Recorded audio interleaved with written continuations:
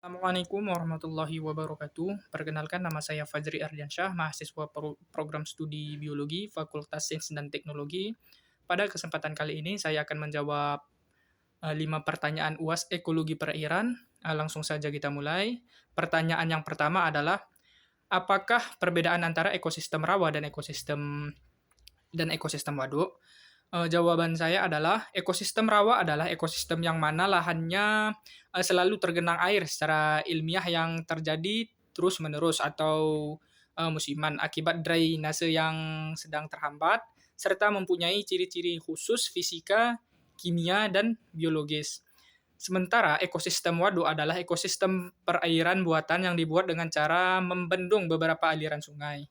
Waduk dapat bermanfaat untuk berbagai keperluan seperti pembangkit listrik, penampungan air, sumber irigasi, budidaya perikanan, pariwisata, dan transport air. Pertanyaan yang kedua adalah, hulu dan hilir mempunyai ekosistem yang sama. Apakah benar? Jawabannya adalah tidak benar. Secara umum, sungai dapat dibagi menjadi 3 bagian. Yang pertama adalah bagian hulu, bagian tengah, dan bagian hilir. Bagian hulu merupakan daerah sumber erosi karena umumnya alur sungai selalu melalui daerah pegunungan atau perbukitan yang mempunyai ketinggian dari permukaan laut. Substrat permukaan pada bagian hulu umumnya berupa bebatuan dan pasir. Hulu sungai merupakan zona antara ekosistem daratan dan ekosistem perairan yang seringkali merupakan daerah yang kaya akan biodiversitas. Alur sungai di bagian hulu mempunyai kecepatan aliran yang lebih besar dibandingkan di bagian hilir.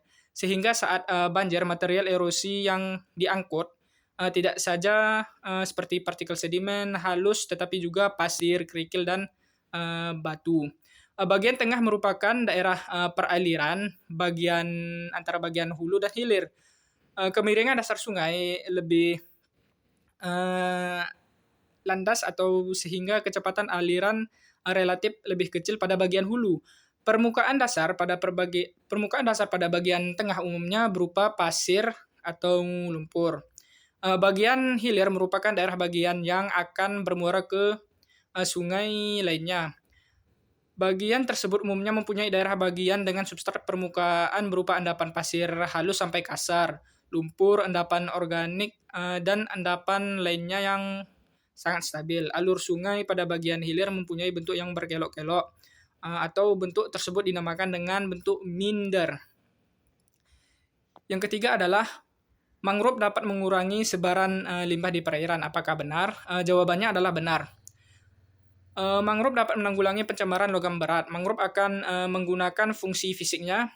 Dalam hal ini, hutan mangrove berfungsi sebagai agen bioremediasi alami karena secara alami mangrove dapat menyerap kandungan logam berat di alam seperti Fe, Mn, Cr, Cu, Co, Ni, Pb, Zn, dan Cd. Fungsi ini disebut sebagai fungsi bioabsorpsi. Mangrove juga memiliki kemampuan yang disebut sebagai biofilter untuk menyaring dan mengikat populasi yang ada di dalam perairan, sampah, atau limbah rumah tangga lainnya. Fungsi ini berperan untuk meningkatkan kualitas perairan. Pohon mangrove juga memiliki upaya penanggulangan materi toksik lainnya yang melemahkan efek racun melalui pengenceran atau dilusi, yaitu menyimpan banyak air dan mengecerkan konsentrasi logam berat dalam tubuhnya sehingga mengurangi toksitas logam tersebut. Yang keempat adalah, apakah dampak limbah organik terhadap ekosistem perairan? Dampaknya adalah pembuangan limbah organik dapat menyebabkan peningkatan mikroorganisme atau kesuburan tanaman air sehingga menghambat masuknya cahaya matahari ke dalam air. Hal tersebut menyebabkan kurangnya kandungan oksigen tersebut di dalam air, sehingga mengganggu keseimbangan ekosistem di dalamnya. Pertanyaan yang terakhir adalah, apakah pencemaran berpengaruh terhadap kelestarian ikan, serta bagaimana mekanismenya? Pencemaran sangat berpengaruh terhadap ikan gitu. Nah, banyaknya pencemaran pada air tersebut menyebabkan menurunnya kadar oksigen terlarut di dalam air dan mengakibatkan menurunnya O2.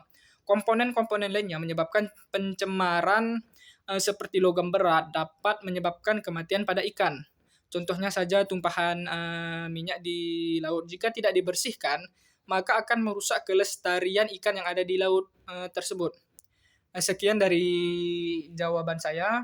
Jika ada salah dalam pengucapan kata, saya mohon maaf. Saya akhiri. Wassalamualaikum warahmatullahi wabarakatuh.